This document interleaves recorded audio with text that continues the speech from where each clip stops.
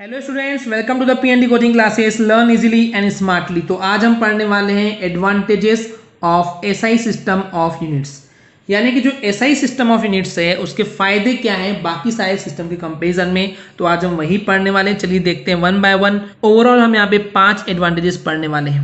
Okay students, the very first advantages of the SI system of unit is it is a rational system of units. जो SI system है वो rational system of units है, यानी कि किसी भी एक फिजिकल क्वांटिटी के लिए यहाँ पे सिर्फ और सिर्फ एक ही यूनिट यूज होती है। ऐसा नहीं कि उसके बदले हमारे पास 2 या 3 यूनिट्स हैं, इट्स नॉट पॉसिबल। तो रेशनल का मतलब यही है कि एक फिजिकल क्वांटिटी के लिए एक ही वहां पे यूनिट होती है। ओके स्टूडेंट्स, इतना क्लियर है। चलिए देखते हैं सेकेंड एडवांटेज। सेकेंड एडवांटेज है it is a matrix system. जो एसआई सिस्टम है वो एक मैट्रिक्स सिस्टम है। कैसे? मैट्रिक्स सिस्टम का मतलब होता है कि किसी भी यूनिट को आप उसे किसी भी मल्टीपल में या सब मल्टीपल में दिखा रहे हैं। ओके, जब आप इसको मल्टीपल या फिर सब मल्टीपल में दिखा रहे हैं किसी भी एसआई यूनिट को, तो आप उसको एक्सप्रेस कर सकते हैं 10 की पावर के फॉर्म में, राइट। यानी कि किसी पे भी आप 10 की पावर के फॉर्म में लिख सकते हैं, तो उसको हम बोलते हैं मैट्रिक्स सिस्टम। यानी कि ये है स्टूडेंट्स कि आप किसी भी तरीके से एसआई सिस्टम की यूनिट्स को 10 के पावर के फॉर्म में लिख सकते हैं कन्वर्जन के पॉइंट ऑफ व्यू से। ओके, जैसे आपको मान लेते हैं किलोमीटर से आपको जाना है मीटर में, मीटर से जाना है सेंटीमीटर में, तो 10 की पावर का यूज करते हुए आप सिंपली उसको कन्वर्ट कर सकते हैं। तो बेसिकली हम कन्वर्ट कर सकते हैं, राइट। जैसे हमको पता है कि 1 किलोमीटर में कितने मीटर होते हैं, 1000 मीटर। तो हम बोल सकते हैं 1 kilometre equal to 10 to the power of 3। 1000 को बोलते हैं ना 10 पर 3 की पावर, यानी कि 1000 मीटर। इतना क्लियर है स्टूडेंट्स? तो वही बोला गया यहाँ पे कि ये इसलिए एक मैट्रिक्स सिस्टम भी है। Okay, what is the next advantage is it is a coherent system of units. Okay, पिछले वीडियो में हमने आपको बताया स्टूडेंट्स कि कोहेरेंट सिस्टम ऑफ यूनिट्स क्या होता है, यानी कि ऐसी यूनिट्स जिनका बेसिकली हम यहाँ पे क्या करते हैं, फंडामेंटल यूनिट्स को यूज करते हुए डिराइव्ड यूनिट्स को ऑब्टेन कर सकते हैं बाय आइदर मल्टीप्लाइंग और डिवाइडिंग, एंड बिना किसी न्यूमेरिकल फैक्टर को इंक्लूड किए हुए।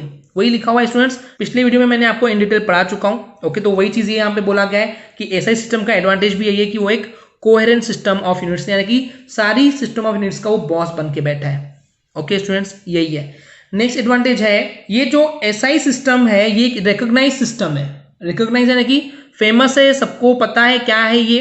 ऐसा इसलिए क्योंकि इस एसआई सिस्टम को इंटरनेशनली एक्सेप्ट किया गया है। ऐसा नहीं है कि किसी एक पर्टिकुलर कंट्री पे ही चलने वाला है।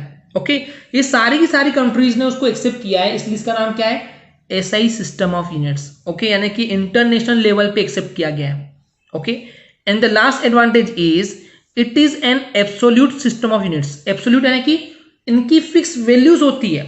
ऐसा नहीं है कि आपने ग्रेविटेशन की वैल्यू चेंज कर दी। आपको पता होगा स्टूडेंट्स, राइट, आप अगर फिजिक्स के स्टूडेंट्स हैं तो आपको पता होना चाहिए ये चीज कि आप अगर कहीं पे भी जा रहे हैं तो हर जगह पे आपको ग्रेविटेशन की वैल्यू सेम नहीं मिलने वाली।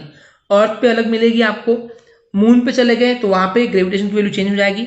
तो यहाँ पे ये बोला गया है कि ग्रेविटेशन की वैल्यू चेंज होने के बावजूद जो इन एसआई सिस्टम की यूनिट्स हैं उनकी वैल्यू फिक्स्ड है, एब्सोल्यूट है। ओके, वही लिखा हुआ है it does not use gravitational units. ये ग्रेविटेशनल की यूनिट को यूज करता ही नहीं है।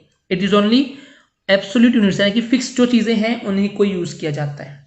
ओके स्टूडेंट्स, तो यही थे कुछ advantages of the SI system of units. I hope आपको क्लियर हो गया होगा। अगर आपको हमारी वीडियो से कुछ भी सीखने मिला या नॉलेज मिला तो प्लीज हमारे चैनल को सब्सक्राइब कीजिए एंड वीडियो को लाइक जरूर करें। आज के लिए इतना ही, थैंक यू।